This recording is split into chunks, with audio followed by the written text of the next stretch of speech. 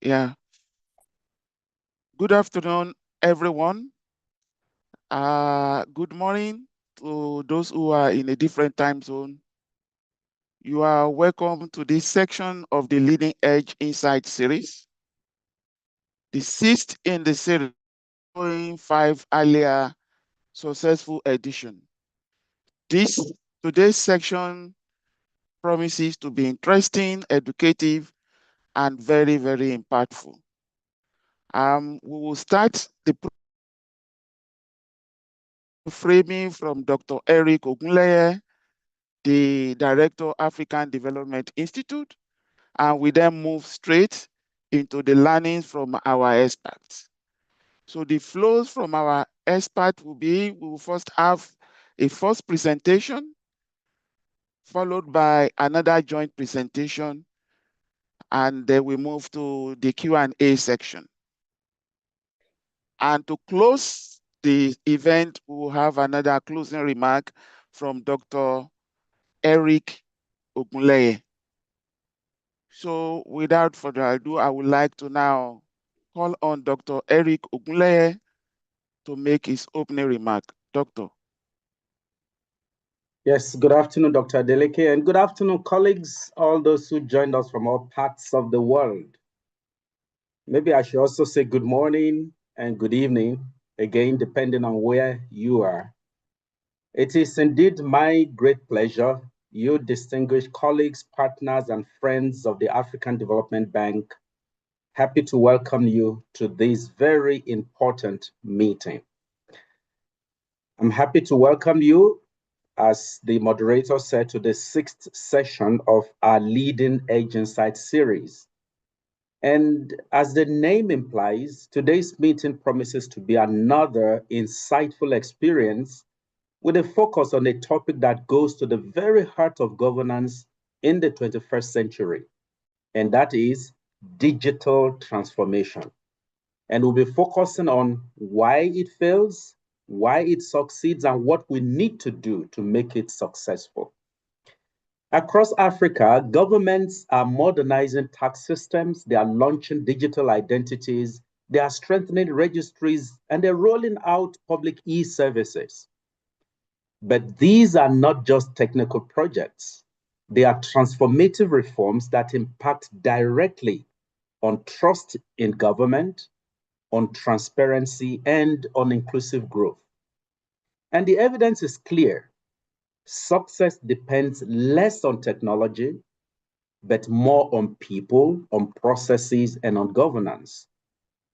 So that is the reason today we are focusing on an area, on a theme that is very timely. We are indeed honored to be joined by NRD Companies, which is a global group of GovTech and FinTech companies that specializes in the design, in the development, building, and operationalization of e-registers and government e-services. NRD companies work in more than 60 countries, and that indeed makes it a very global organization with a global footprint. And their strength is not just in technology solutions, but also in capacity building and skills transfer, because the focus is to ensure that governments have the tools, the leadership, and the know-how that is needed to be able to sustain whatever reforms that they are undertaking.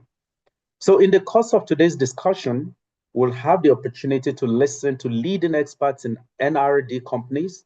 We'll be starting with Mr. Mindaugas Gloders, who is the CEO of NRD companies, who will be sharing with us some lessons on why digital reforms fail and when ambition, skills, and governance are misaligned, and how we can build continuity and impact. We really look forward to that conversation. We'll also be listening to Ms. Leva Zilionen, who is the Chief Consulting Officer, who will be showing us how to design citizen-centric digital services that are simple, that are seamless, and that are trusted. And finally, we'll have the opportunity to listen to Mr. Michaelas Trobas, who is the head of tax and financial solutions, that will be leading the conversation on practical insights on transforming revenue systems through technology-driven solutions. So together, the experience of these colleagues from different parts of the world will give us concrete lessons that we can adapt for Africa's context to help us to achieve the Africa of our dream. So once again, colleagues, as you know, digital transformation is not a luxury. It is a necessity. And we have seen a lot of progress that countries who embrace it have made with regard to showing how they can support their public financial system, how they can also improve their debt management system. So for Africa, as we know, digital transformation is the gateway to stronger institutions, to smarter governance, and more equitable development. It is about leadership and skills. It is about building ambition and execution, and it is about moving from abstract strategies to results that citizens can feel the outcome. So, in conclusion, I want to encourage all of us to endeavor to listen actively, to ask bold questions, and most importantly, to think insightfully about what you want to take away to your institutions and how you can do things differently. So let us sharpen our collective ability to drive Africa's digital future together. Thank you once again for connecting to this very important meeting. We really look forward to a very exciting and insightful discussions, and I wish all of us a success in the course of today's meeting. Thank you once again. Yeah, thank you very much, Dr. Ogunleye, for the very short, brief, but well-packed opening remarks. Indeed, we are all looking forward to the presentation and on the exciting Q&A sections. Distinguished ladies and gentlemen, we have had the big picture framing from Dr. Ogunleye, and now we are going into the real issue of the day. And on this note, I would like to invite Mr. Mondugas Glodas to start with his presentation. So he will be the first speaker today. Mr. Glodas is the CEO of NROD Companies. He has over 20 years in ICT leadership at IBM and Microsoft. He now leads global digital transformation project for government across more than 60 countries. He will set the stage by exploring why digital transformation fails and how to succeed. Mr. Glodas, kindly proceed with your presentation. Thank you very much, and thank you for your invitation. The stakes are getting higher and higher. We are just over 103 people in attendance, so I'm really glad that this subject has received so much attention.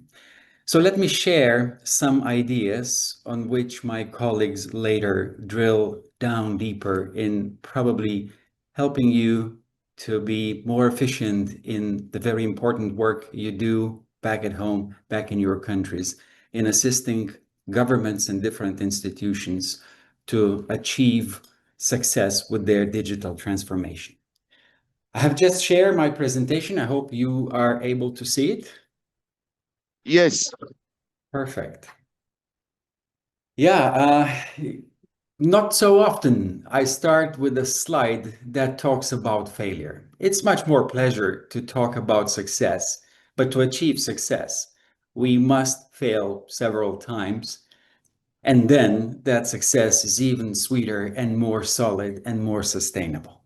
And we have had in our history, which is quite rich, as you have already mentioned, having started as a spin-off of a Norwegian registry bureau over 30 years ago, we have grown our experience in the different areas, but primarily focusing about information technology and consultancy on how to best apply that technology to the benefit of countries and to the benefit of societies.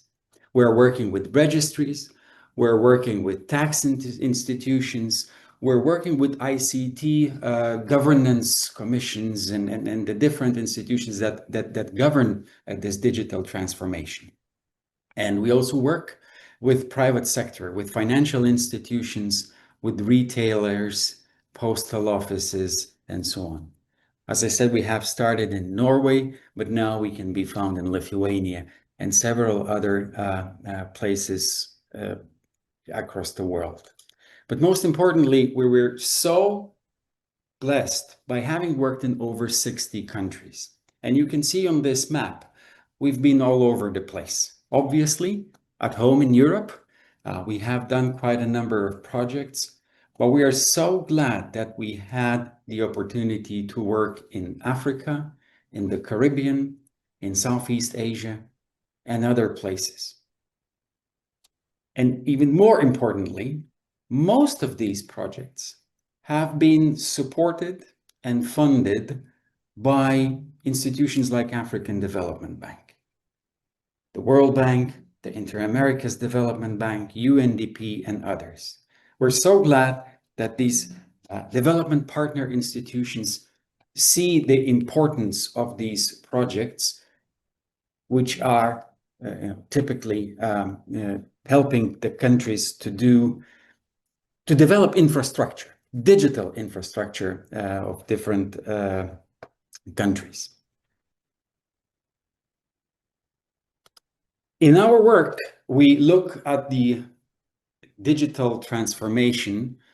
We adopt an approach that was pioneered and is now embraced by the World Bank, but I know that other development partner institutions are developing the same approach of looking in different layers.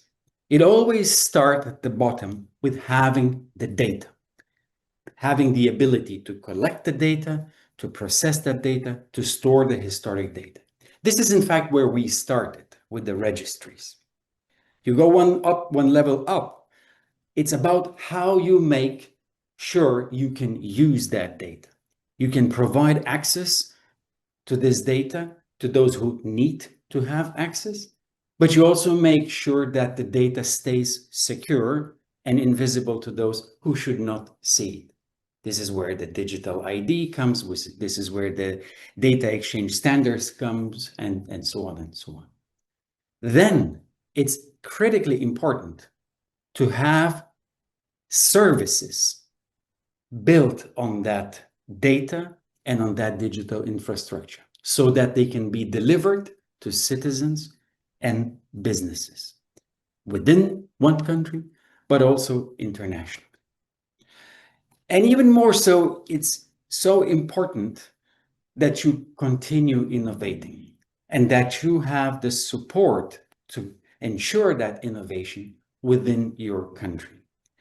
We are active across all these layers, especially on this last one. We are very keen on making sure the knowledge is transferred to ensure a long-term sustainability of these projects.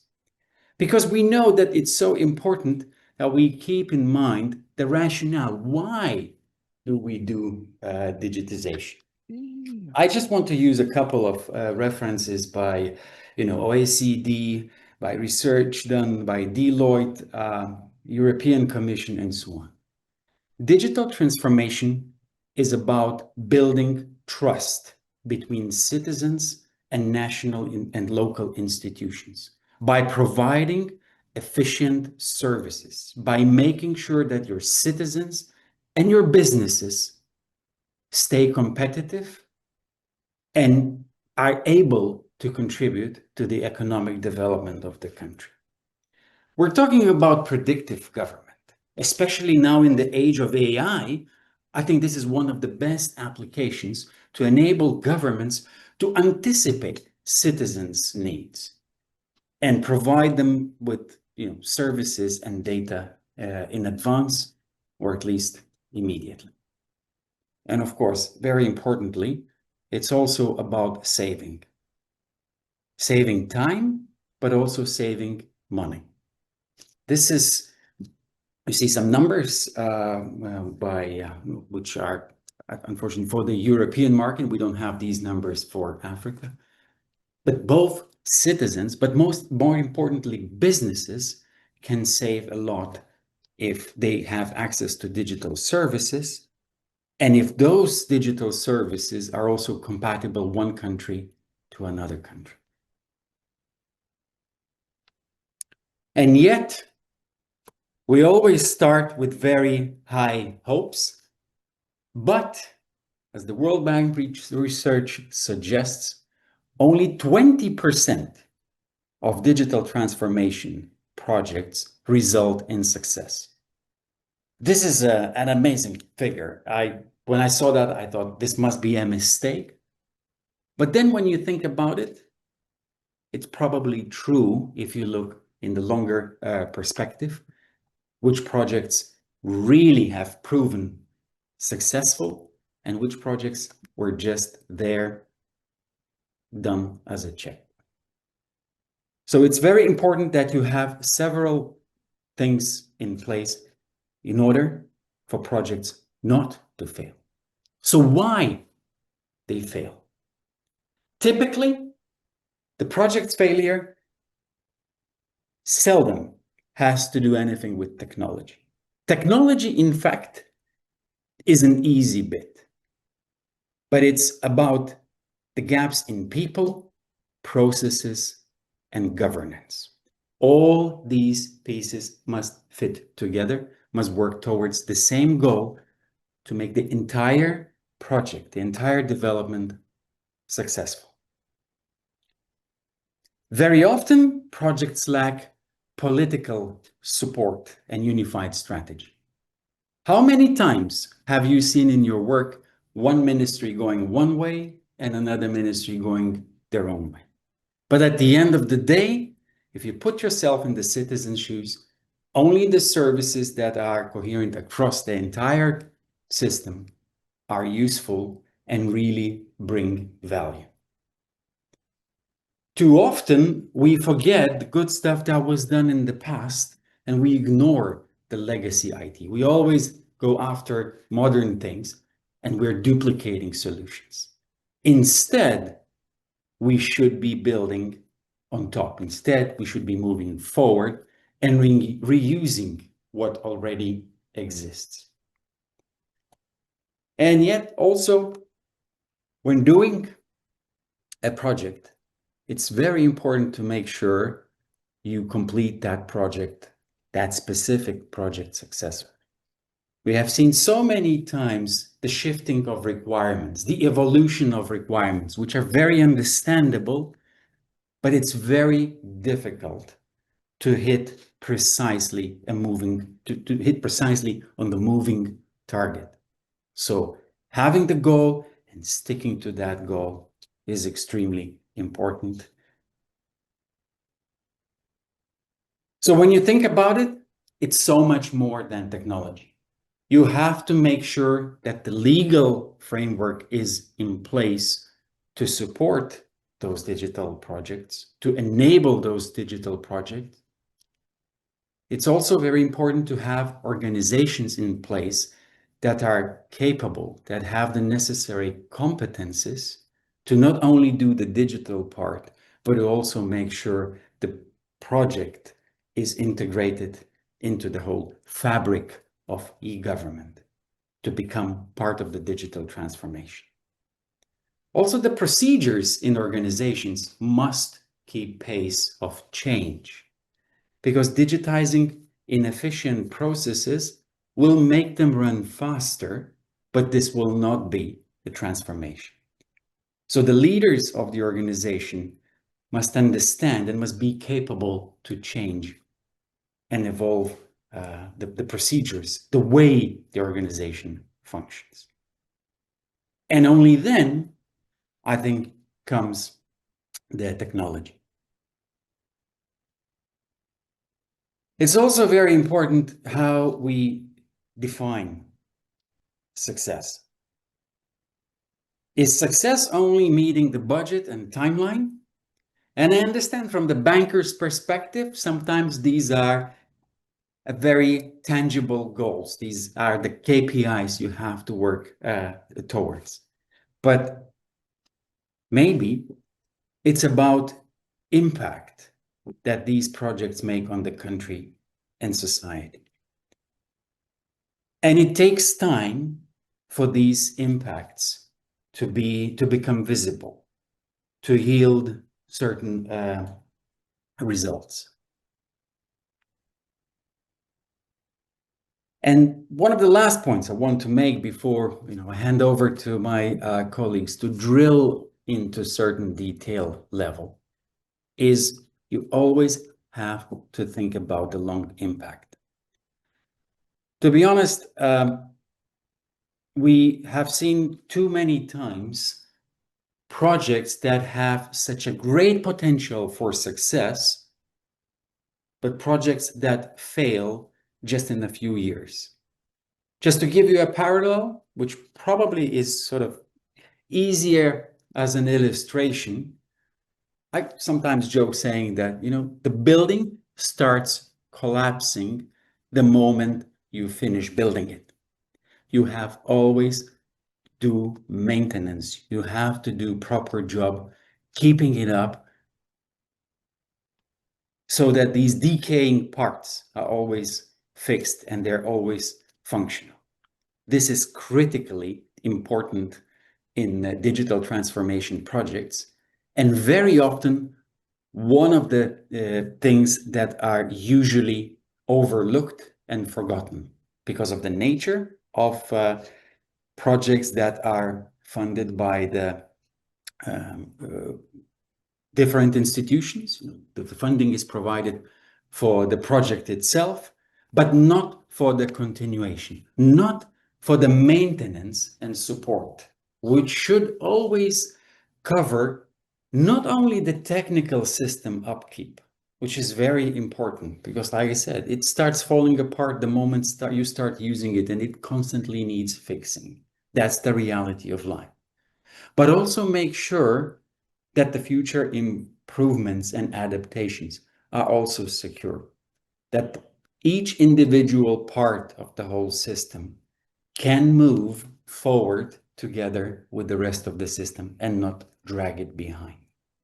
And obviously, especially these days, the cybersecurity aspects, they are extremely important. And every single day, there are new threats that need to be looked at and that the systems need to be enabled to withstand them. So just to finish, always plan for the long-term impact. It's not just the project delivering. A quick success can sometimes turn quite sour unless that continuity is secured. Continuity and future adaptability from the very start of the project, even during the project, but when the project is finished, it needs to constantly evolve. Always combine technology with ongoing consultancy. The way projects are planned and the way projects are implemented, usually that happens at different time. At the moment when it was planned and when you start the implementation, conditions have changed. So you have to provide for certain flexibility to see what new discoveries are made, what new analysis tells you how to, fix the course of that project. That adaptability must be there. Do not leave it just to technicians. Involve subject matter experts on the ongoing basis. And always make sure that, if we talk about real transformation, it must be measurable. It must secure lasting change for governments and for citizens. Now, I know I stayed a bit high level without going into detail, but to me, these are the key aspects that make a project a success or a failure. Once you have these bits secured, you are looking at a successful long-term digital transformation. Thank you very much. Yeah, thank you so much, Dr. Dugas, for such a very, very powerful insight on why project fails. Before we go into the other two presentations, I'll have two key issues to highlight. First, that this event is being translated into the two bank languages. There is interpretation into French and also English. So you can adjust to the language of your choice. And secondly, we need to have the family photo at this stage. I now hand over to Tanya to please moderate this family photo session. The number is increasing. We are now 125, and we are still counting. Yeah. Thank you. Tanya. Yes, Dr. Eric, we cannot see your face. We can see only the background. Yes, now we can see you. Okay, so let me take the photo now.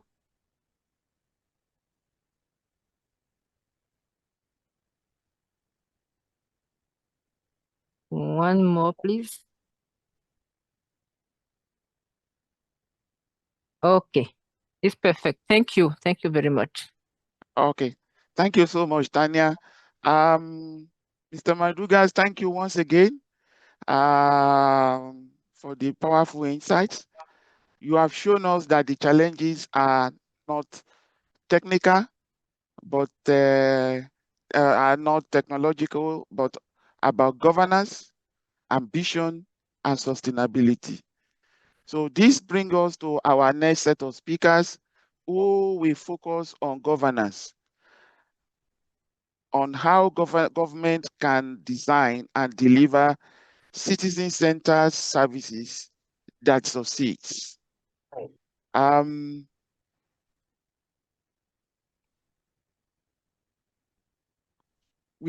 am inviting two speakers from NRD.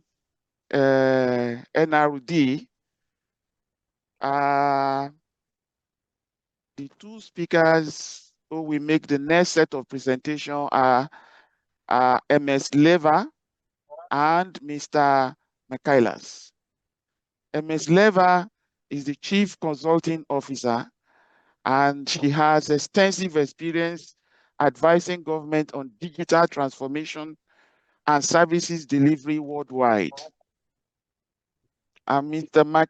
Michaelas Strobas is the head of tax and financial solutions, specializes in e-voicing and technological-driven financial reforms.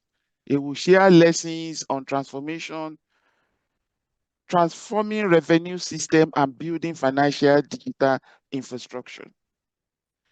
So I now call on Madam Lever and Michaelas to make their presentation. Thank you kindly, Dr. Salami. A pleasure to be here. Good morning, good afternoon, depending on where you are watching this event. And yeah, as it was mentioned, I'm Ieva Zilionine, Chief Consulting Officer at NRD Companies, and together with my colleague, Michaelas Straubas, we will have a joint presentation to introduce and share with you the main practical findings about how to successfully develop digital services, which are crucial part of digital transformation of any government. So let's proceed. When we are speaking about digital transformation, it's a very popular and frequent word in today's public policies in any country. When we look closer, what does this mean? In general, it's about service transformation. It's about how governments smartly integrate technologies, and not just technologies, but much more, to make their services for their citizens, for their businesses much better. And that is the crucial thing. As Mindaugas Glodas mentioned in previous presentation, it's not just about technology, although sometimes we tend to forget it, but it's about actually reimagining the processes and redesigning the services, redesigning them from the perspective of citizens and businesses. Because the final goal is not to have some fancy technology, a platform or a tool, but to have better services for users, services that are simple, that are seamless, and that are trusted. And more and more governments and institutions all around the world, and we can witness that from our very practical and hands-on experience working with them, realize that digital services is not something nice to have. Digital services are like digital face of the governments, and their maturity, their quality influence how people see the governments, how happy they are with these interactions, because each this interaction shapes trust. It can build them if its interaction is good or erode it. Interesting thing is that in some parts of the world, governments are investing in digitalizing these services already for quite many years, more than 20 years in some parts. Are the people happy there? Not necessarily. A study done in 2022 in Europe, North America, and Australia showed that still, despite huge investments, more than 50% of respondents think that using government services is quite a frustrating experience. So it's something that is not bringing much happiness and still seen as a burden.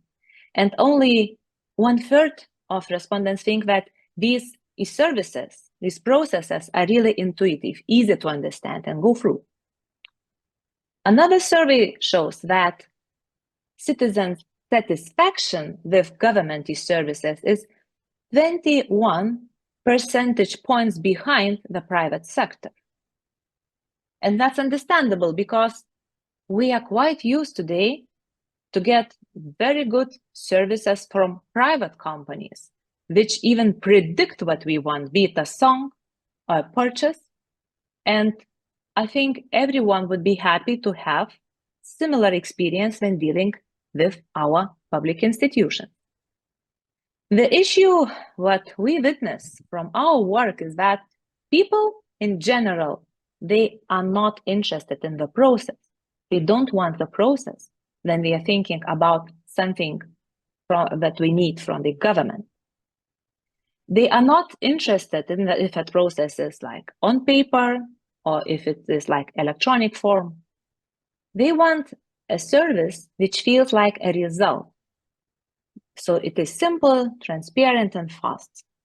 When we need to register a newborn baby, to get a business license, to get an education certificate, we want to get that result and to get it done fast. So from working for more than 25 years in this domain, from having lots of practical experience of developing and launching public digital services, from being very well acquainted with best methodologies and insights and frameworks of international institutions who work in this domain, I boiled down many pages of information to 7 characteristics of good digital service. First of all, it's user-centered. It means that person is at the center, the future user, not what is now in the law, not what we as institution think that the service should look like. But here is the important shift, to put ourselves into the shoes of the user and to understand why they come to the institution and what experience they would love. Second is clean and lean processes on which we build digital services. So we cannot take a process as it is now on paper and try to digitalize it. that would be a very bad digital service. So first of all, it's rethinking the processes.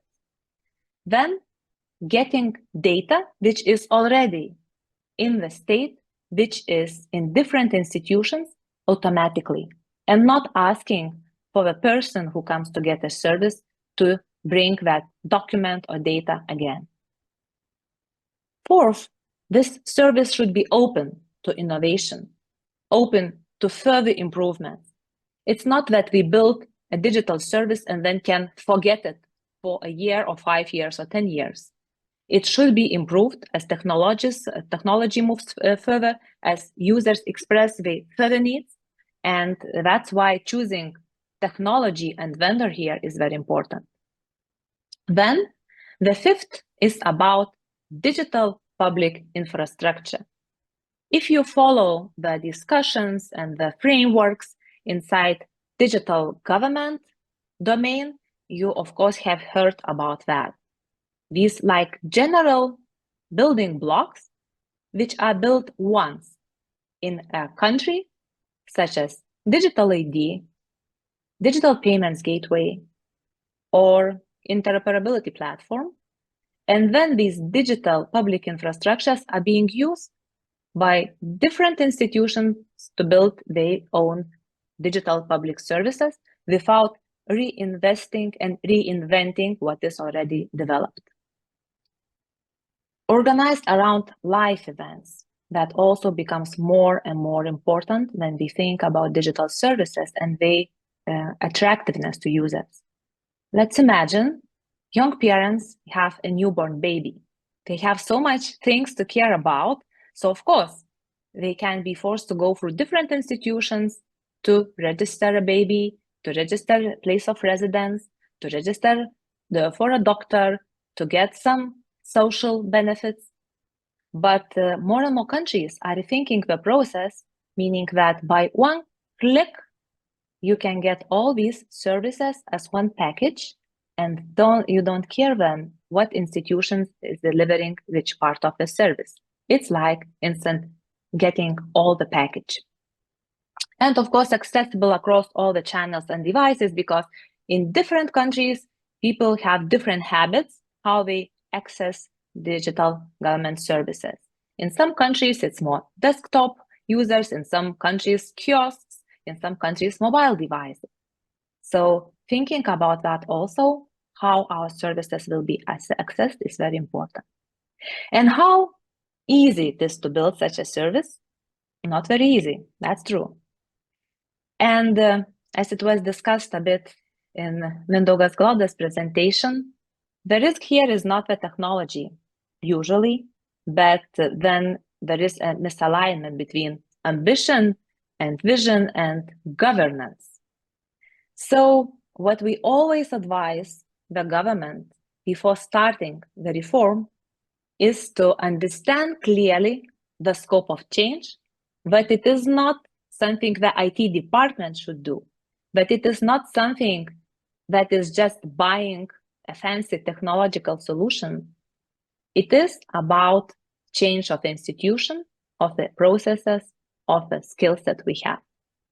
So once we understand the scope, then we should build realistic roadmap for the reform, understanding where we start, how much time it would take, what efforts, what timelines, and then to plan it properly.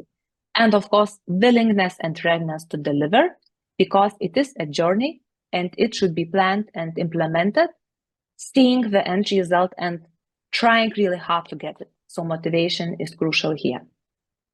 And how to develop this roadmap is also, we have a framework based on very practical, very hands-on experiences, which have like 7 steps.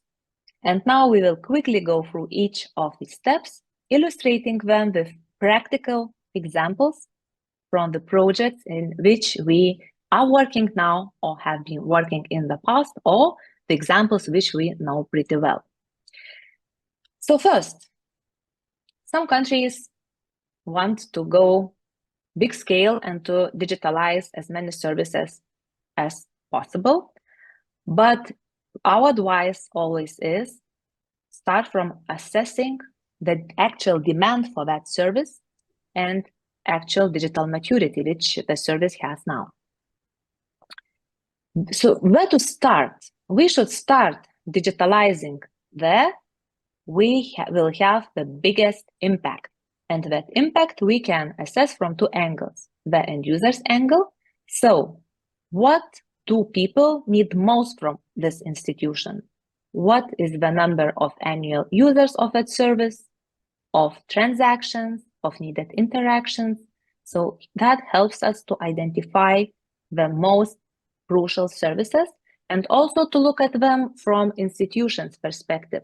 So how many resources we could save, how more efficient we could be, and how many reputational issues also we could solve if we digitalize the service. And second thing is to measure the actual maturity of the service. Sometimes when we discuss with institutions, they say, but look, we already put that form online, so we did our job. This is digital service. But there are different levels of services digital maturity.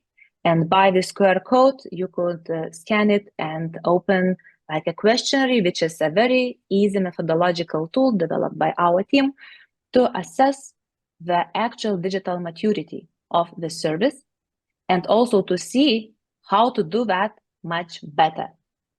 So from here, Michailas, please proceed with practical example. Thank you, Eva.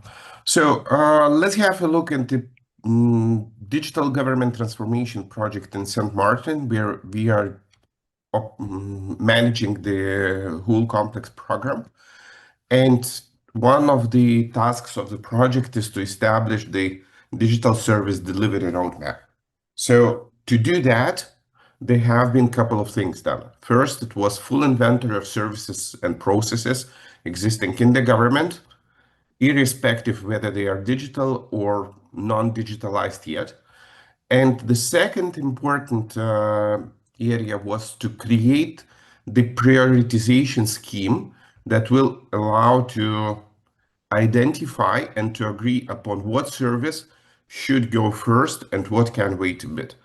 With that, we can have clear identification of quick wins to start from, and then to see the long-term gains to proceed strategically.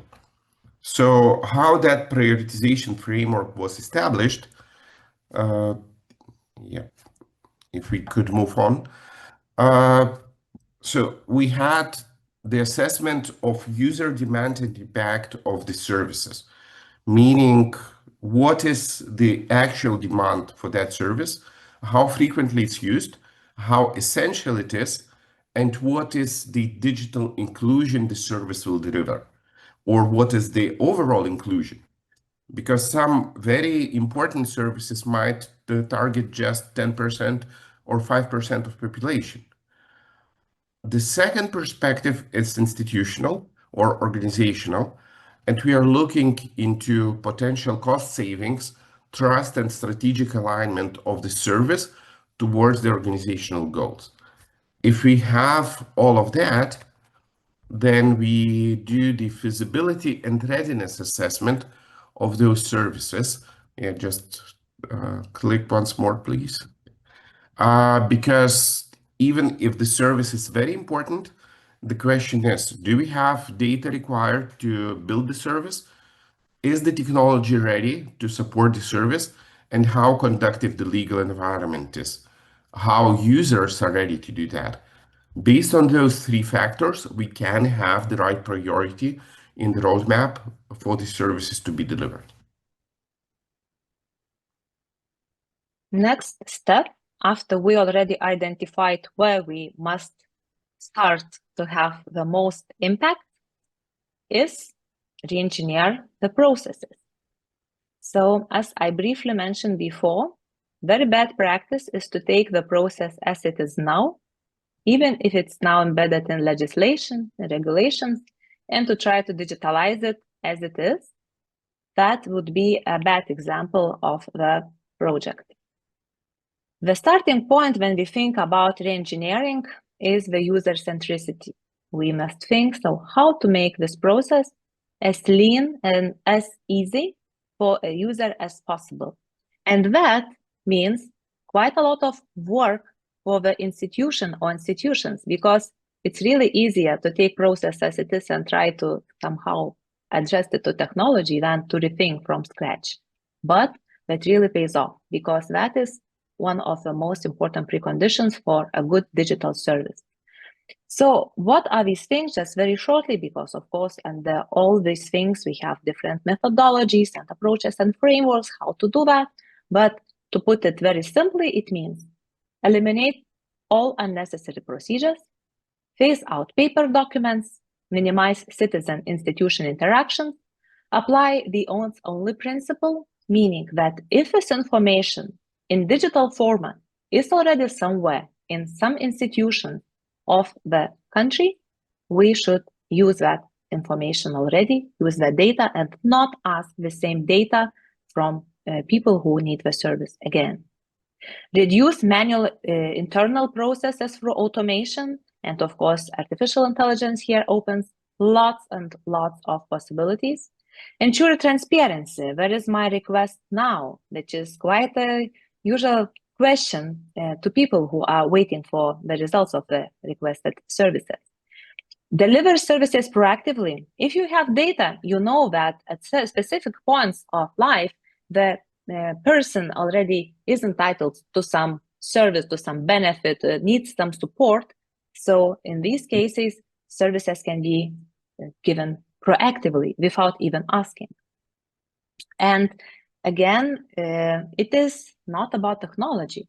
It's rethinking and allowing in our roadmap, when we think about the future reform, to put place for thinking in time, how processes will change, how institutions should change, how regulations should adapt, and then which digital tools would be the best fit for this specific digital service.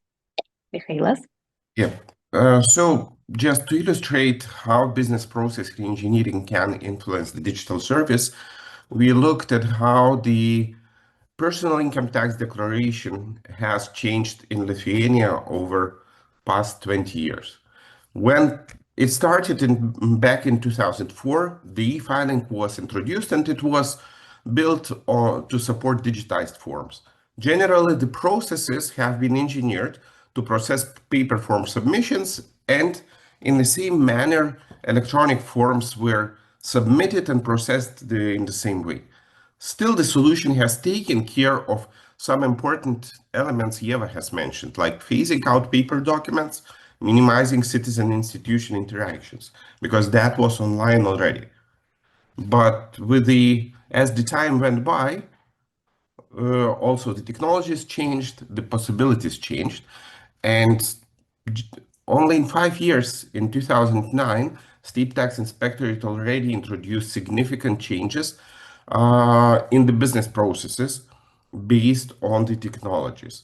So it moved towards the true digital forms, which took care of reducing manual processes, provided intuitive automation like recalculations, validations, and so on. It's also got access to the vast amount of data collected by the tax inspectorate, which meant that we could have pre-fills for different information which was required in our personal income tax submissions. And believe me, it was still quite long process to complete that tax declaration. So 10 years passed and the technologies changed significantly. People went mobile from computers and so on. And the state tax inspector understood that now they have to reshape the process, to re-engineer it nearly from the white paper once again, to reflect the demands of the citizens who are mobile users, heavy mobile users, who don't like long application forms and so on. So as an outcome, the completely redesigned process and solution were born based on guided tax filing wizard, talking in human language, explaining all the matters not in tax terms, but in really human terms. Mobile first design. So now it's really easy to submit the personal income tax declaration from a smartphone within 3 to 5 minutes from starting. And it's integrated with other DPIs, for example, with the payments. So immediately after submitting my personal income tax, I can pay my taxes if something is due. So what we wanted to highlight here is that user expectations and state of technology also have significant impact on the process as it is being designed. And the starting point for the process should be aligned with the user readiness. It would be good not to start new solutions at the point that was normal 15 years ago. New solutions should start now and here. So, first step is to plan required data changes. Because without data, it's really difficult to imagine a good digital services. It's like a fuel for digital service. So to have possibility even to develop good, user-friendly digital services, first of all, we have to have precise and reliable data in national digital registries, and also have to apply this once only principle, which I briefly mentioned before. So if once only principle means that if a person already submitted or by any other means the government, the institutions have some data about me, my personal data, my residence data, my employment data, etc. So this data, when it is needed for different services to be delivered to me, should be not asked from me again, but should be shared between institutions, of course, following clear legislation, clear regulation rules, who can access this data and how. But for this to work in practice, there are several important things. First of all, we have to have a clear inventory in data. Of course, first of all, we have to have it precise and reliable, as mentioned in the first point.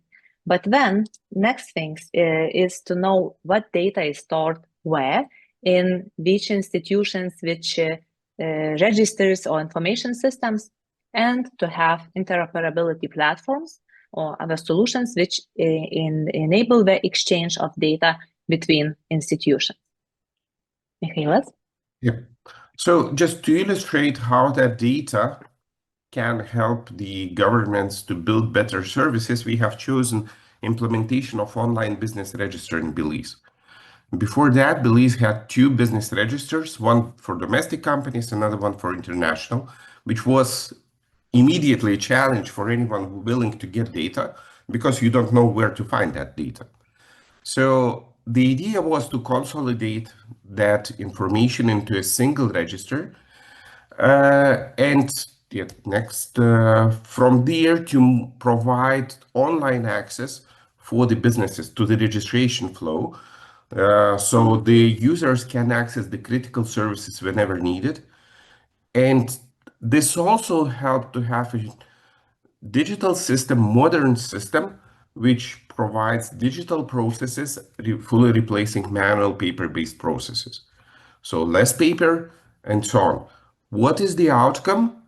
It's the registration of the business in Belize now takes 24 hours, where previously it took 10 to 15 days. And what is even more important, data is accessible from a single point whenever it's needed, and everyone knows where to find that data because there is single register for all types of companies.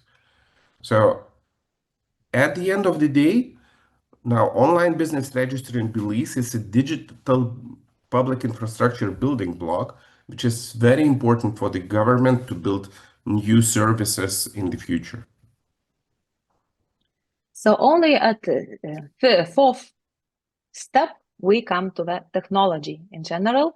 Then the solution should be taken, planned, what technology we will implement.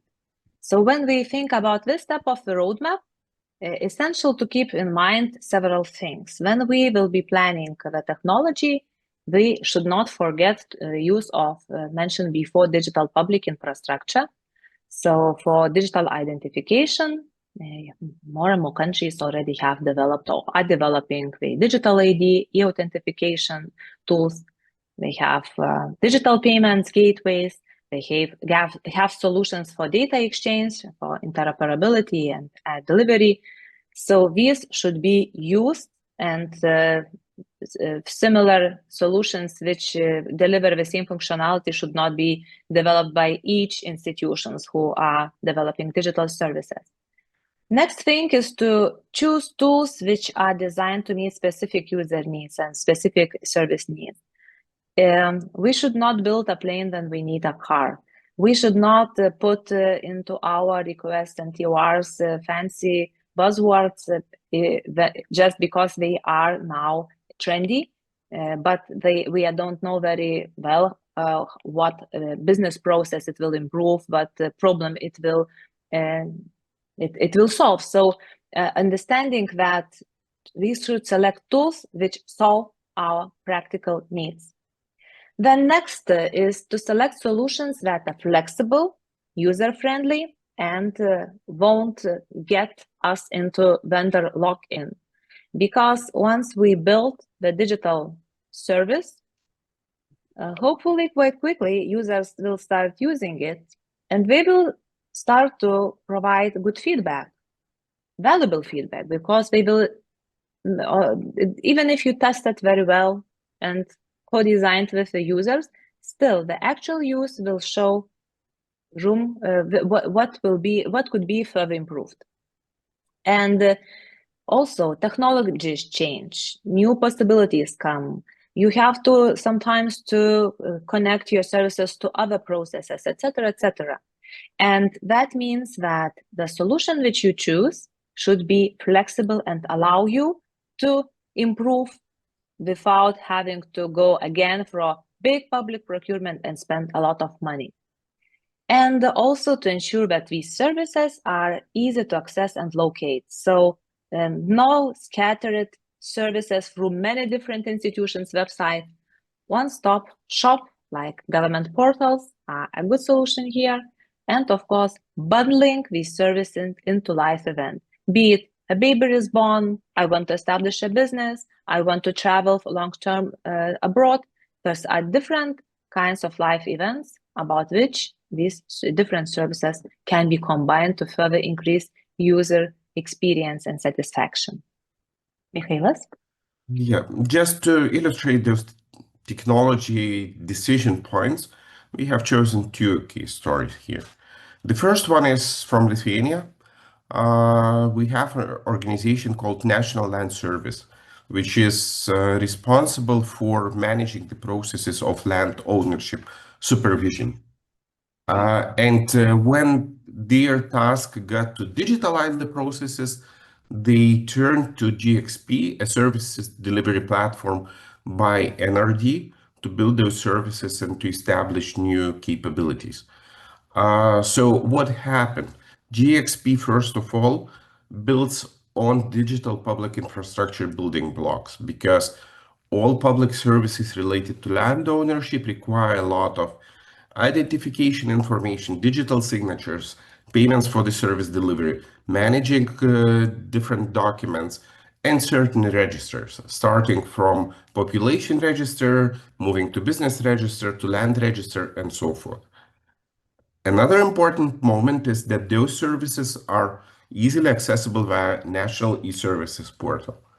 So for the users who are willing to do something, they don't need to know the agency's name. They need to know that they need something about land, go to National e-Services portal, and they will be redirected to the right service then. And what additional capability was provided by GXP? It's ability to deliver the same digitalized service online and via their agents in the regions. Because not everyone, not every user is digital savvy enough to use those services, and many people in the countryside still tend to use like fill in paper forms or just bring in their documents. So for National Land Service, the same solution caters for both types of the users. What we see as the ultimate outcome of the solution on the next slide. There are several processes for all of them. Average duration shortened from 20 days to 1.5 days. We see that 50% of requests are submitted online now, and we see that there are over 130,000 requests to registers monthly. So Lithuania is a very modest-sized country. We have population less than 3 million, so 130,000 requests to registers means very intensive use of the solution and the integrations, which the principle of the solution allows. And moving to the next case, it's also about the context.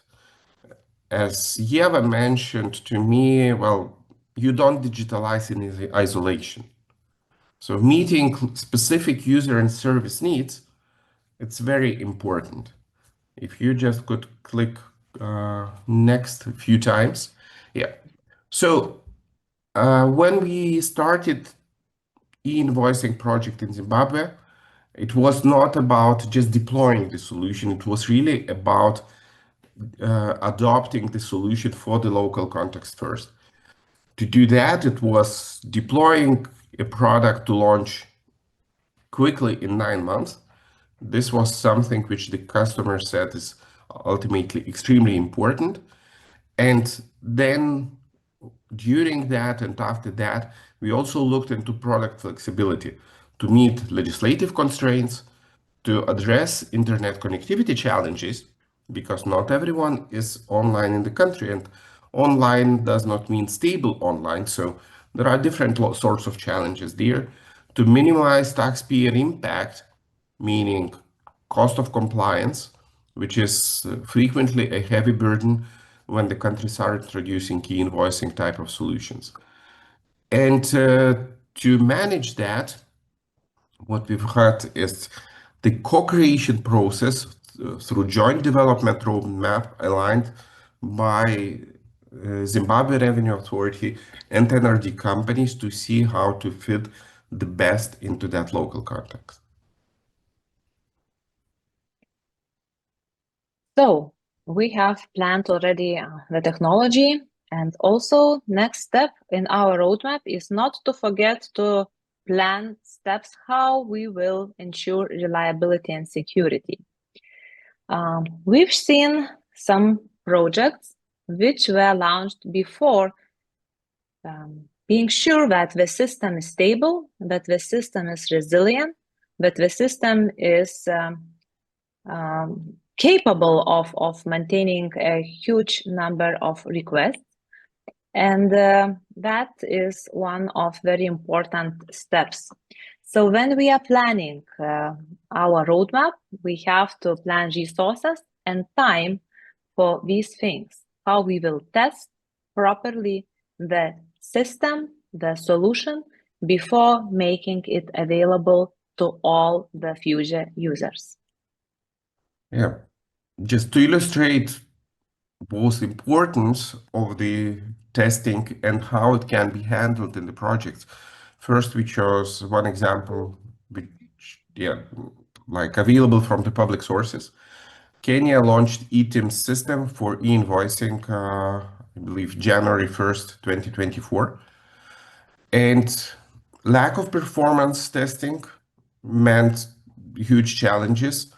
And generally on January 3rd, the decision was to postpone the launch of the system, or it was like not postponing, but obligation to connect to the system was postponed for some time. I believe initially it was about a month, but as the time went, new onboarding deadlines were announced. The system got pretty stable by the end of Q1 2024, but not as stable. So what happened in July?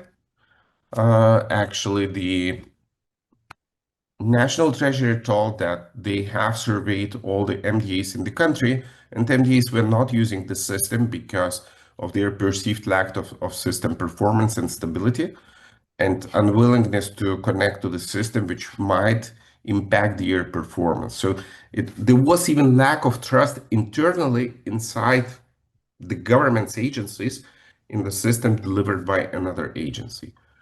How this could be done differently? We can look at the personal income tax filing, which happened in Lithuania, and I see that we have got some strange issue with the slides, but I will tell. So, when the personal income tax filing system launched in Lithuania back in 2004, again, the deadline was like May 2nd, and the system crashed because there were much more users using the system than it was expected, so the deadline was extended. But this happened only once, because after that, the Revenue Authority learned its lessons. They started doing much more careful testings. And when they launched the new system, in preparation for that, there was a question how the personal income tax wizard, which I mentioned before, will handle the workload. So the Revenue Authority did its own test. They just told to all the employees of the authority that tomorrow from 10 a.m. to 10:15 a.m., you must go to testing system and submit your own testing personal income tax declaration. Well, it's 2,000 people submitting declarations, and the system failed. But this was not in production. This was in a testing environment, which allowed for time to fix the issues, to do retestings, and so on. So the ultimate outcome was that when the process started on March 15th, 2020, 300,000 personal income tax declarations have been submitted just in 3 days. Submitted successfully, taxes paid when needed, tax refund applied for when needed, and so on. And everything went smoothly. So what were the learnings of the Revenue Authority? First of all, the bad user experience can ruin the trust. That's why it's very important to ensure that that experience is adequate. You might have an issue once, but not twice and not 3 times. Security and performance testing must be planned in advance. I should tell that there are cases, in many cases, when performance testing can be handled internally. Security, I would rely on professionals to do that, and organizations shall own the process. It's not the vendor who is responsible for that. It's the organization who has to tell, we must do performance testing, we must do security testing before we release the system for the public use. Then step number 6. As we already discussed in step 2, when we re-engineer the process, part of that process will be changes in the legislation and regulation. So first of all, we cannot launch a new digital service until our institution is fit to serve in a new way. So in our roadmap, we should also foresee time and resources and actions, how we will adapt our institution, how we will review the roles and responsibilities, how we will review our internal procedures, the skills of our employees, and the resources which are needed. And also to have started in advance the legislation changes so that once the system is built, it can be launched into production because we have new legislation and regulations which already enable the new digital process. Yeah, here we have an example or a couple of examples, and one of them comes from government service portal, which we have been building in Barbados. It was not only the portal, but also some of the model services to be accessed via the portal. So the new passport request was one of the 3 pilot digital services to be built.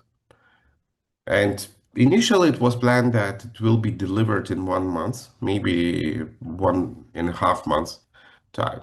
What happened was, yeah, if you could press next. Yeah. What happened is that the legal uncertainty in passport issue process or procedures led to 3 major reworks during the project and over 6 months delays. And it is always the challenge if you are delivering the project and the legal framework is not yet set, and it still might impact the shape of that service.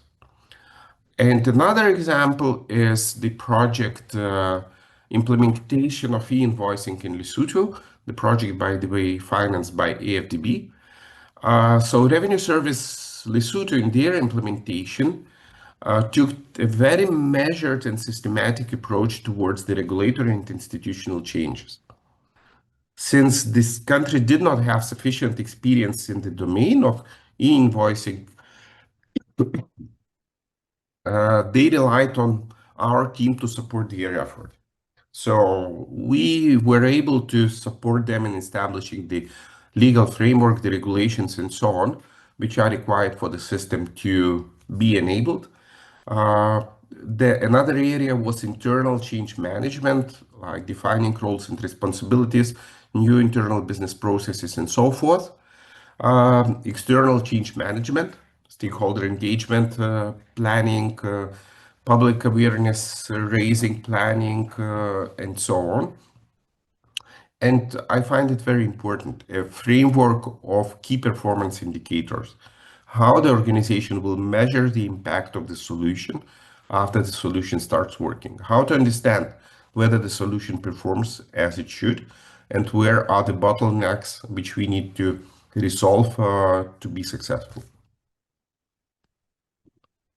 And the last point, but not least, is about promotion and tracking the service adoption among the end users.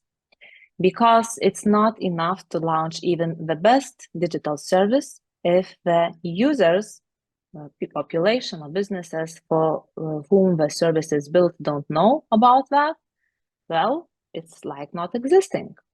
So first of all, institutions should plan how they will encourage users to choose the new digital channels.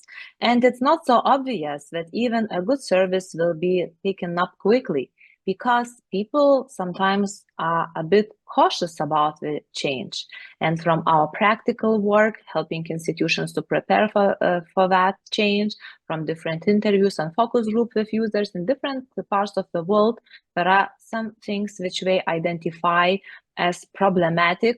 For example, if the services are connected to some financial data, to some financial transactions, to some personal sensitive data, they can be cautious.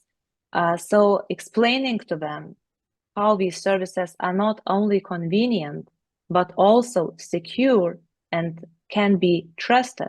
Also, sometimes to train the users and to provide them additional channels and support to access these digital services is very important. And to monitor feedback, because when the service is launched, it's really important to hear what users have to say about that, what early adopters have to say about that, what bigger group of users which discover the service have to say, and to improve the service. Yeah, so talking about accessibility of the services, we worked with the Post Offices Kenya and Ministry of ICT to look how access to digital services via post offices could be improved. Because Kenya has well over 10,000 digital public services accessible online and accessible in 53 so-called Huduma centers in the metropolitan cities. But the question still persists: how to reach out to unbanked and digitally excluded population? So you have a next, please. And yeah, let's move to the next slide.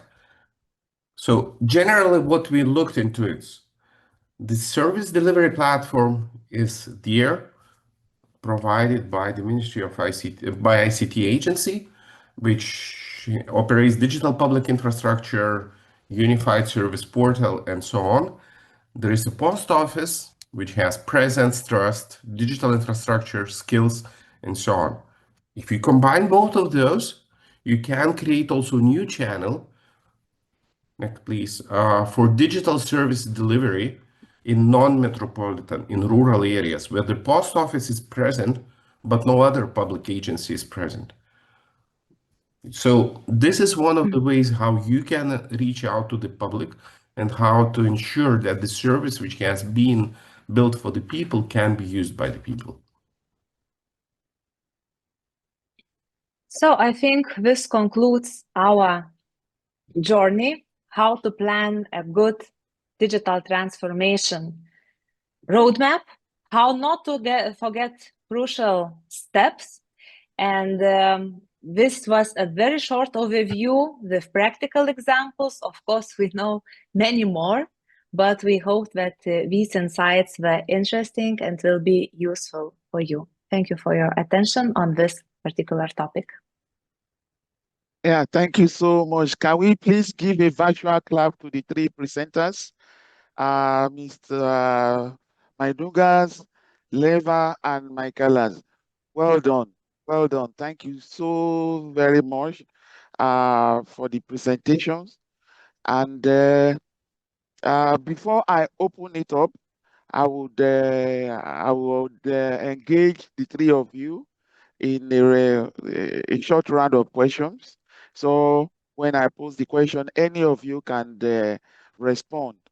But then I have some key takeaways from your presentation, some of which I would like to highlight before I go into the rounds of questions from myself and from the audience.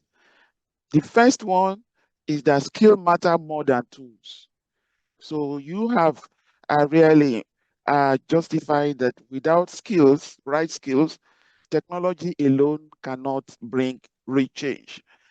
The second takeaway that I have is that in everything we're doing along this line, we should think about people first. Digital services should be simple, easy, and easy to use, and just like the best of the private sector services that we've been having. The third takeaway that I have from your presentation is that most failure are about planning, not technology.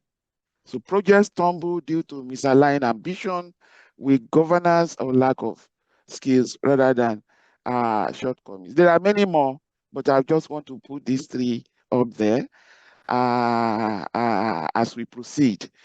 Now, let me pose two questions to you. So any of the three of you can respond as you deemed necessary. The first one is that if most failures are non-technical, what should government prioritize first? If most failures are non-technical, what should government prioritize first? And the second one is that what is the one lesson from all your global work from Africa, Europe, and so on, most relevant now, especially outside Africa? What is one lesson that Africa today can learn? So over to you. So if you allow me, I can start and maybe Michaelas will join with his insights. I think these are excellent questions and thank you for that.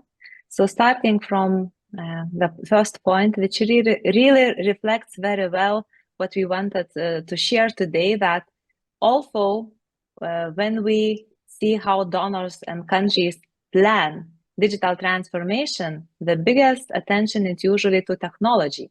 When we look at the terms of reference, when we look what is being procured, it's usually about technology.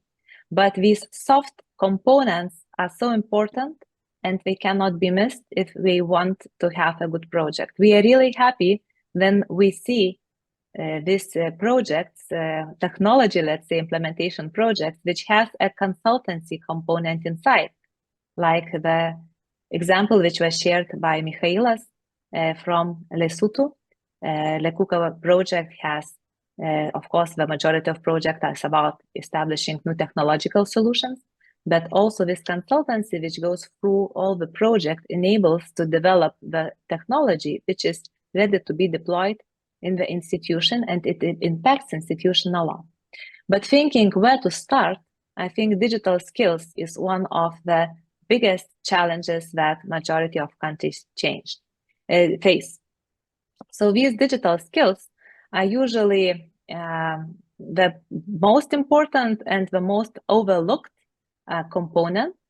As NRD companies, we have developed our own framework for digital government skills development, and which is based on the best global practices from Organization of Economic Cooperation and Development, from the European Union, which establishes and advises governments to have different skill sets for different roles in the government.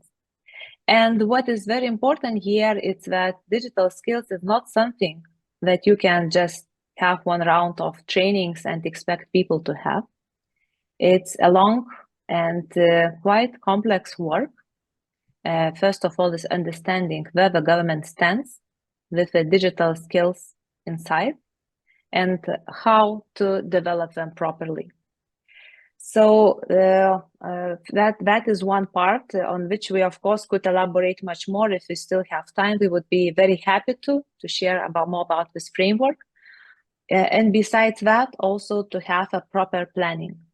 Again, usually what we see in any government, and it's not just in Africa and Caribbean, also Southeast Asia, where we work, also in Europe, in different countries, you never have enough resources. You never have enough money and smart people and time to do all the things at once. So prioritizing is crucial.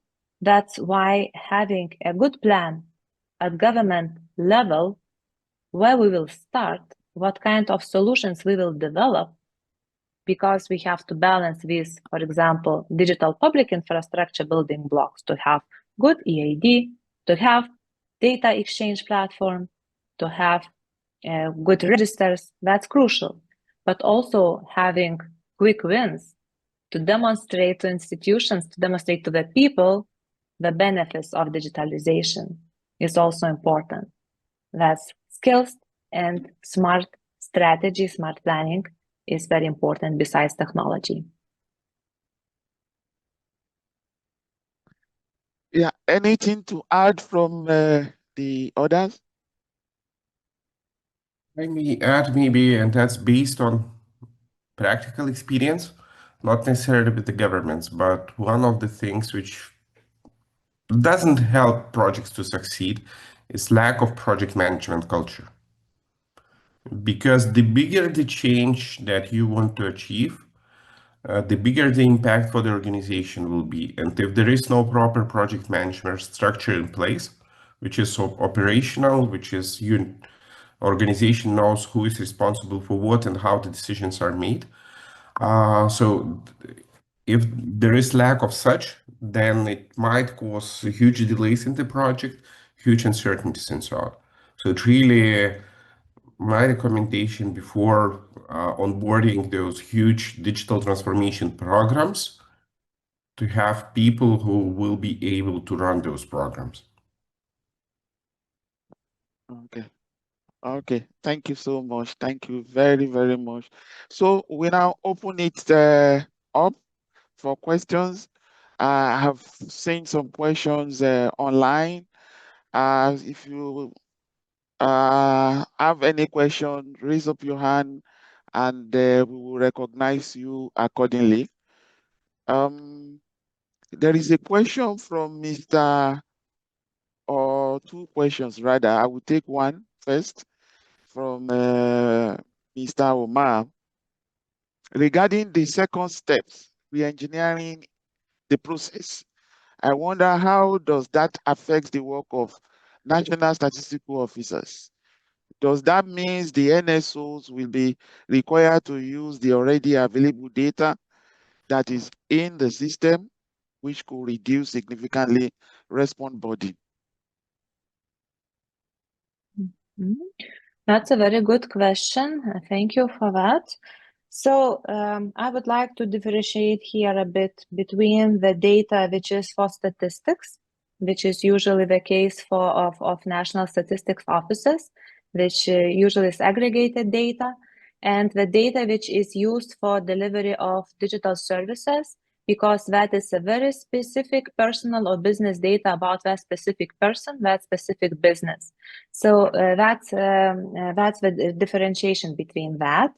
Of course, we can look for synergies here also, but for example, if looking at practical examples from countries, usually we have the partners of statistics who continue to take care about the data which is needed, for example, by developing data lakes and providing tools for better decision making, to providing dashboards for governments and institutions to take the decision. And other thing is the data which goes through interoperability platforms about specific case. For example, I, as Yeva, need to register my kid to school in specific district. So if I apply for that, the data about myself, about my kids, about my place of residence, about most likely my employment status and other data will be taken from different institutions which already have this data, and then it will be clear if I am entitled, for example, for some additional benefits or some priority place to get my kid to that specific school. So that's just a small example how these two things are quite different. Yeah, thank you so much. Thank you.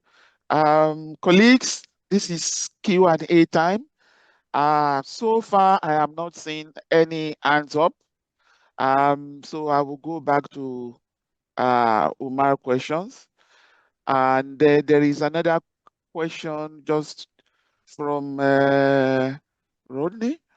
So no hands yet. So let me go to the two questions online.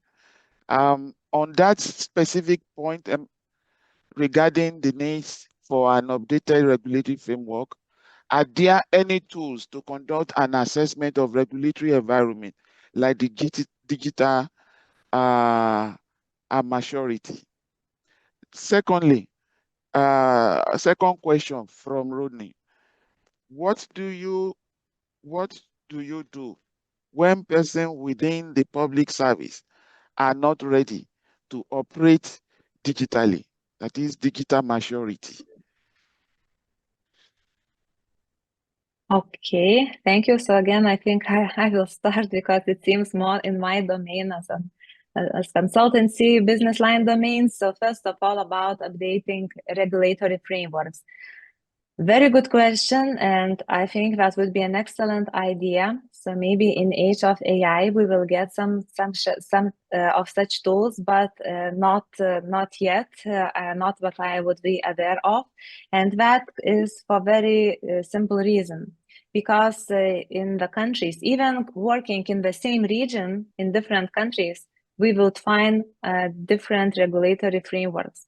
So it's quite easy to say what are, let's say, the set of elements which have to be embedded in the legislation. For example, that there should be clear legislation about eID, about trust services such as e-signature, about data management and governance, and similar like building blocks from legal perspective. But how to adjust existing legal basis to that is usually another thing. So I guess the answer would be that to have like a list, what should be there is not that complicated. It will depend, of course, that some regions, for example, are developing so-called like framework legislation. For example, Electronic Transaction Act is in many countries, which define the electronic transactions in general, use of e-signature, etc. But for other very important things like EID, it's always taken case by case. The existing regulation about general identity management has to be reviewed and adapted to digital ID. So usually it's being done case by case, and our team work in this case very close with each country, with each government, with legal teams on site to understand the overall legal background, which usually is quite complex. We can advise very well what should be in the legislation, but how to put that in that specific country's legislation to integrate this like seamlessly is a matter of specific work. Now about the second question, which was announced about what to do when persons with a public service are not ready to operate digitally. Yeah, as I mentioned, that's a huge problem. And if the organizers would allow us, we would be glad to share maybe after this Q&A or during our event, if we still have time. We have several slides about digital skills also. But usually the answer is that you have to build these skills, because in any case, it's impossible to build digital government without having people in public sector who are able to operate digitally. The external consultants, the developers, they can help to build systems. They can help to write programs how to develop digital skills.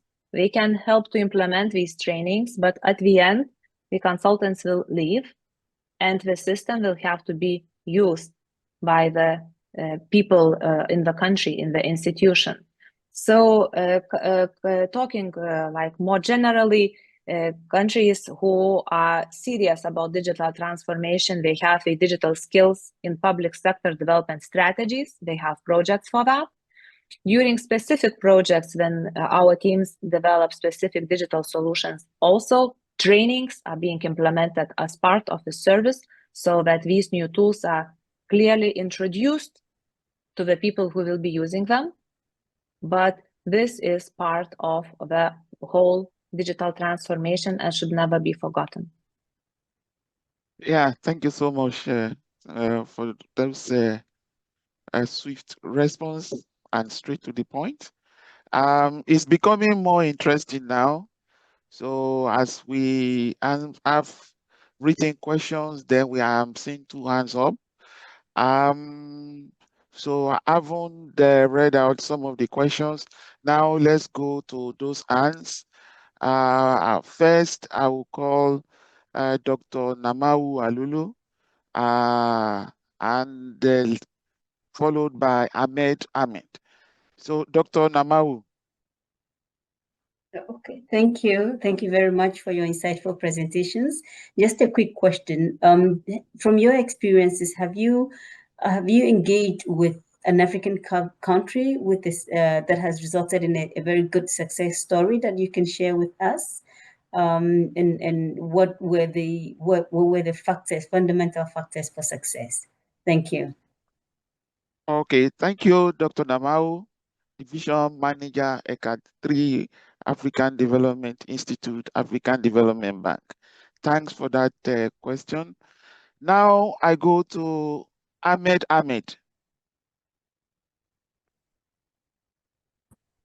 Thank you very much indeed. Thanks for this powerful presentation. I think I'm going to follow up on the previous question that she asked. It's all about the issue of accountability and transparency. I know fully well also you're working in Nigeria.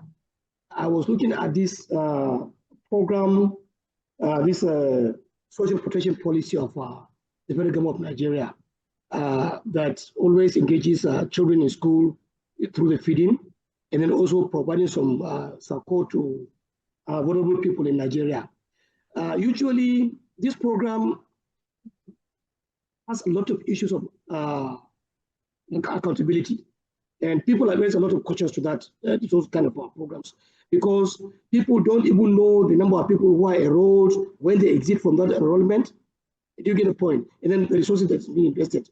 I was also thinking, I was just wanted to find out whether you, since you are also part of this discussion with the federal government of Nigeria, whether you have been trying to engage, the Ministry of Humanitarian Services and then the other agencies that are working in this social safety net to see whether you can be able to provide them with some support in terms of, providing artificial intelligence, a digital platform that can provide a kind of a transparent e-road for them to showcase exactly what they do, the number of enrollees, the amount of resources they spend, and could even be sometimes a real-time digital platform that one can be able to touch, maybe as somebody who is providing oversight at the National Assembly or the executive, to know what happens at each region of the country. Thank you. Thank you, Ahmed. Before you respond to those two questions, let me I'll go back to the written questions so that you take them all at the same time.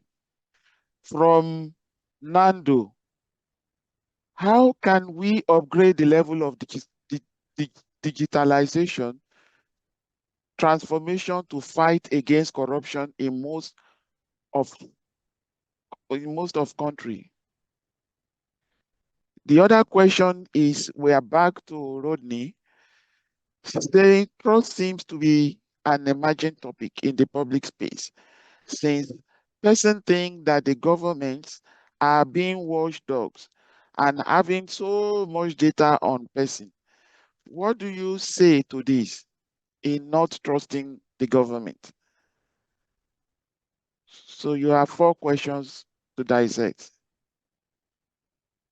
Okay, so maybe I will start talking about success cases, success stories which we have seen, or well, it's maybe more to say success stories where we participating and still are. I think one of the big digital transformation changes which we were happy to assist with was in Mauritius, where we were part of digitalization of the services of their business register, vehicle register, so generally registration services. And the project was launched maybe 10 years ago or so, but we are still very actively working with the customer, because if you are looking into digital services, you build something and then you need to improve constantly. There are new things you need to address, there are new services and so on. So we are happy to support Mauritius in the way they are going on. Similarly, in Africa, we had more success cases with the business registration, like in Tanzania and Uganda, where the countries have taken over the ownership of the solution and they are running the solutions themselves.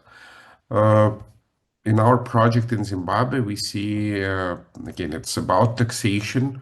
So taxpayer compliance improvement, 5% in 5 months. That's quite significant, I should say. And when we look at the figures, how the reporting to the system is growing. So this actually was enabled by few factors. The system, this is one, but another is the approach Zimra is taking, like how they are enforcing, how they are informing the taxpayers, how they are working with those taxpayers to onboard them, and how the monitoring is working. So how do we measure the outcomes? So there are different aspects, and you can measure the success in different ways. But generally, I think many organizations in Africa are really demonstrating successful solutions. Okay, And so yeah, take the other 3. if you won't mind, I maybe will try to answer the question related to the level of digitalization to fight against corruption.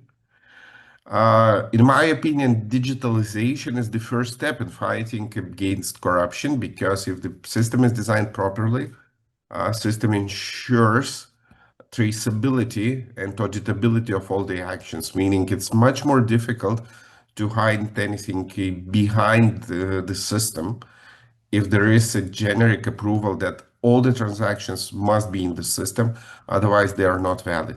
So this is the first step towards transparency.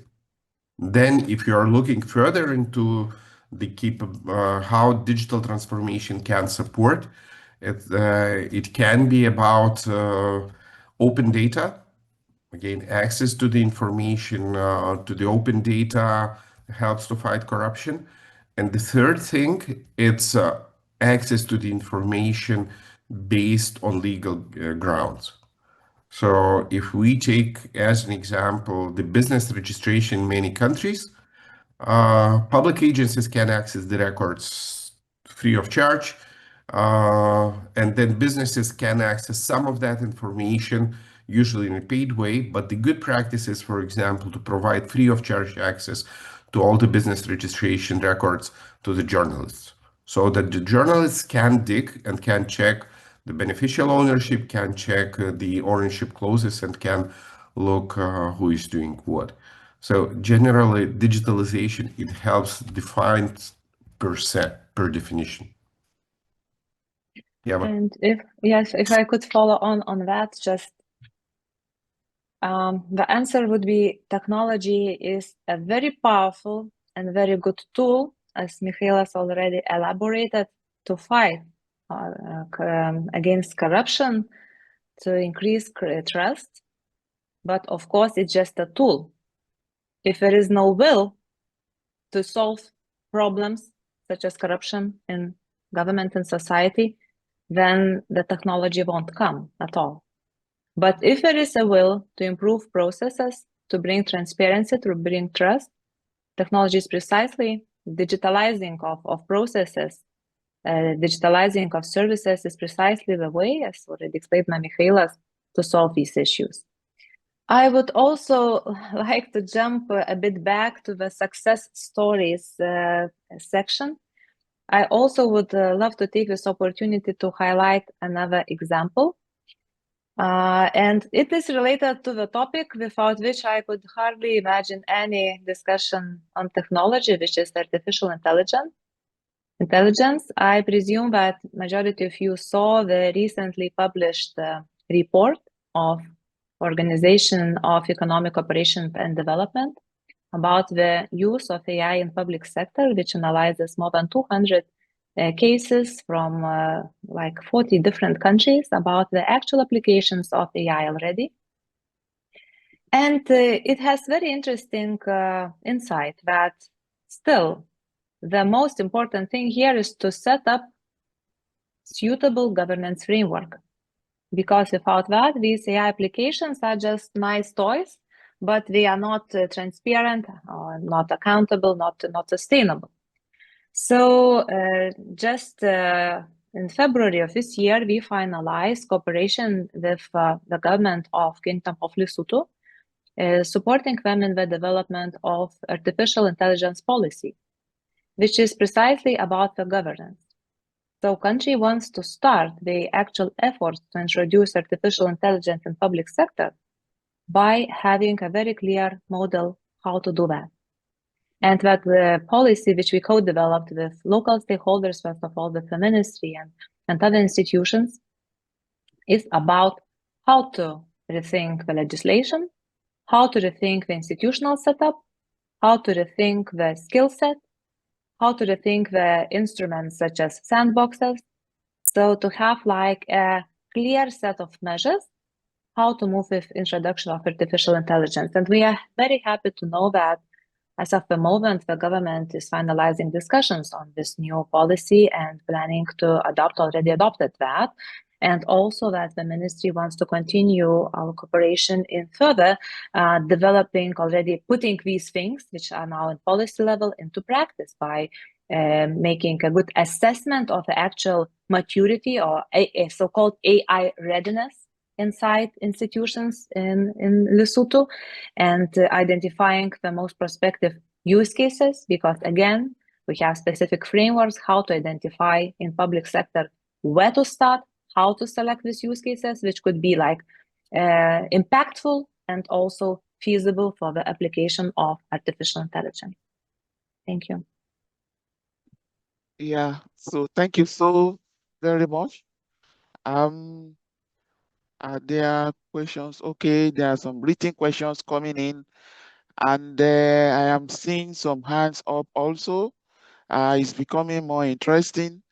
Let's see how we can go within the 40 minutes that is left. The hands keep increasing. So let me start from Dr. Eric Ogunleye, and we move to Yemi Badejo, and the day after that. Dr. Ogunleye. Okay, thank you very, very much, moderator. Excellent job and excellent presentations for sure. In the presentation, there was some discussion around what are some of the major risk factors for digitalization in Africa. Especially, I want to focus on Africa. Is cost, for example, not a risk factor based on your engagement across countries? Because, I mean, I used to work for a national government of my country, and I know in some cases, you know, when people are doing cost-benefit analysis, you see the initial cost of digitalization as a major constraint because a lot of resources. You're not thinking about what are those benefits down the road that you tend to gain.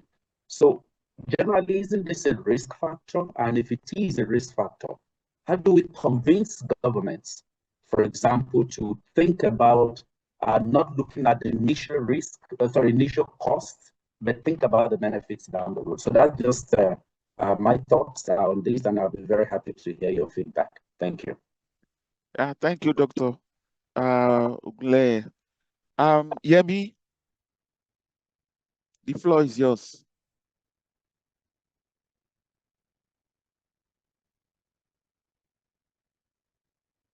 Hello. Yes, go ahead. Oh, great. Thank you very much. I've been in all through. I listened to the sessions. They were very revealing, you know, and provided very good context to my questions. So I've got like two questions, right? One is in terms of if you look at the existing structures of systems, legacy systems across public sectors, you see that most of them are fragmented. You have too many systems doing so many things, right? So the first question for me is, I mean, how do you then harness digital transformation for better data-driven decision making and possibly for efficiency in a public sector entity? This is very important, given that you look at the cost that goes into digital transformation sometimes. You really need to be sure that this is going to have real value. So how do you marry that fragmented structure and digital transformation? The other thing is in terms of, I mean, I'm digressing a little bit, but more on AI. You see that, I mean, AI is now one of the key drivers, key tools for digital transformation.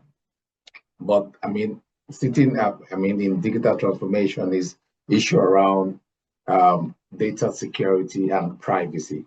From your experience, can you share some insight as to how these critical issues can be dealt with within the context of a public sector?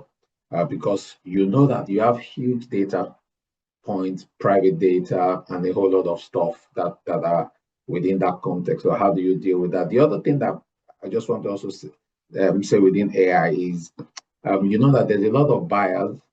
You know, AI for me is, you know, what you put in is what you get.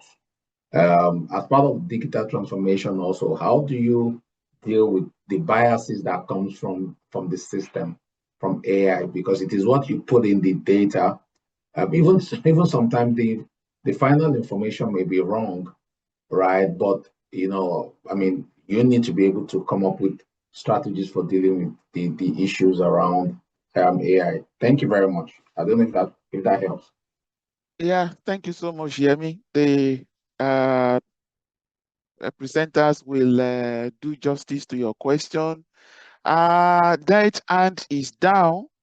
But of course, we don't have much time again.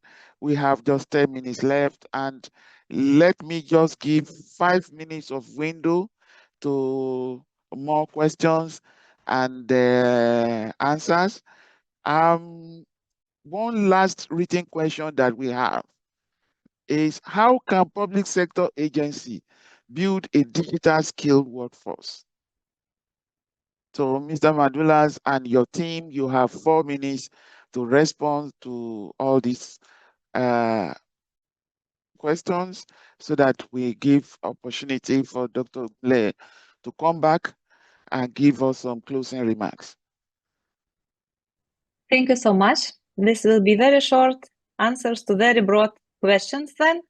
So first of all, it was a question, if I noted down, because there were quite many of them. Among other risks, as it was mentioned, cost is also a risk. And to convince that these costs and digitalization costs, that's true. So to convince that these costs are adequate and needed. So good planning and good initial analysis, calculating both. Okay, first of all, establishing what is the baseline in the country, what are the most priority things to be done to start moving forward, calculate the costs.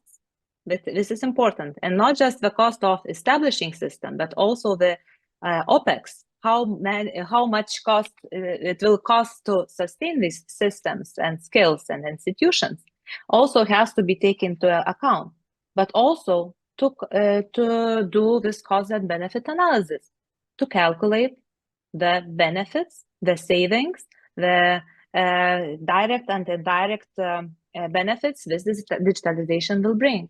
And that will show very clearly what projects should be priority and what should be done. Second question was about legacy systems, so I will ask Michaelas to jump in here. Michaelas, please turn on your mic. Thank you. Yeah, talking about legacy systems, it's always a challenge. But the big challenge is related to what Yeva has mentioned. It's planning the system support operations. Because what we see very frequently is that, well, we will get some money from AfDB, from the World Bank, and so on. We will build a system. And we will get 1 year or 2 years or 3 years support and maintenance. But the big challenge is what will happen afterwards. Because you need a live system, and this means that the planning should be there. The planning, including financial planning, how that will be done. If the organization is willing to take over the support and maintenance, then it's also about capacity building. And actually taking over an existing system, it's a good way to grow the capacity of the internal IT team. It's a possible way, but then this also should be planned because someone has to be trained to be able to do the work that your providers are doing in the long term. Maybe you will need some period when the provider will train the team like part of provider support team. There are different models, but it's not something which should be like assumed free of charge. So that long-term financial planning, what will happen after this project has finished, it's very important. And we see that when in the cases where this is not done properly, at the end of the day, the legacy systems simply die. So now the next question was about AI, but also the risks of AI, biases of AI and everything. So I think that example which I mentioned from Lesotho is also a very good example how to deal with that. First of all, this policy also foresees the needed changes in the regulation and the legislation regarding to have like strong legislation and regulations in place regarding data security, regarding privacy security, and institutions to have an institutional framework ready to ensure that this legislation works in practice. And one very important thing with AI policy is accompanied with another policy, which is data governance policy, because if a country is not governing data properly, it's not time yet to talk about AI. So first of all, we have to have securely manage data, have frameworks, have institutional setups, have methodologies, have regulations, how the data is being processed and secured inside the country. And then we can speak about AI, of course, embedding all these ethical principles and all the things. And about skills, I think we already touched a bit on that. And if organizers will allow, we will be more than happy after this event, as we don't have time now, to share our additional presentation with our insights about digital skills and how to build them, coming from our practice around the world. Thank you. Yeah, thank you so much. Thank you to all our speakers for their valuable insights. And I would also like to thank the audience for their active participation, the questions from written questions and those who raised their hands. We are indeed very, very grateful. So we are finally going to the end of the event. And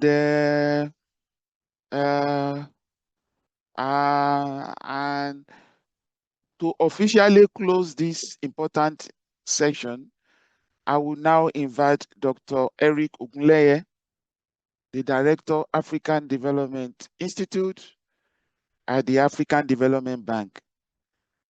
Please deliver your closing remarks. Yes, indeed. Thank you very much, Dr. Adeleke, for the excellent moderation, and also a lot of thanks Dr. to Eric, all. sorry, your video. Okay. Sorry, my apologies. Can you hear me and see me now? Yes, we do. Okay, thanks, Tanya, for that guidance. So I just want to say thank you very much to for the excellent moderation, Dr. Adeleke, and also to all our colleagues from NRD companies for the excellent presentation. So distinguished colleagues connected all over the world, just to say that as we close this very rich and insightful session, I want to really thank all of you for your energy, for the engagement, and for the thoughtful questions you asked, and also for listening patiently throughout the course of this conversation. Today, we learned that digital transformation is not just about adopting platforms. It is about re-engineering processes. It is about aligning governance, and it is also about building skills that will last. We also heard how projects fail, that it is not because of technology, but because of gaps that exist in leadership, because of the gaps we see in processes, and because of the gaps that we see in governance. We saw how success comes from having a clear scope, being citizen-centric, being realistic in the roadmap we provide, and also the discipline to measure impact long after the project delivery. And we have also seen from all very interesting case stories and studies from Lithuania, from Lesotho, Zimbabwe, Kenya, and so on. We see from all these experiences and examples that it is indeed possible to achieve digital transformation if governments have the mindset and the willingness to get it done. If they are ready to pair technology with consultancy, if they are ready to adapt regulations, if they are ready to involve citizens in shaping digital services. These lessons are indeed very great.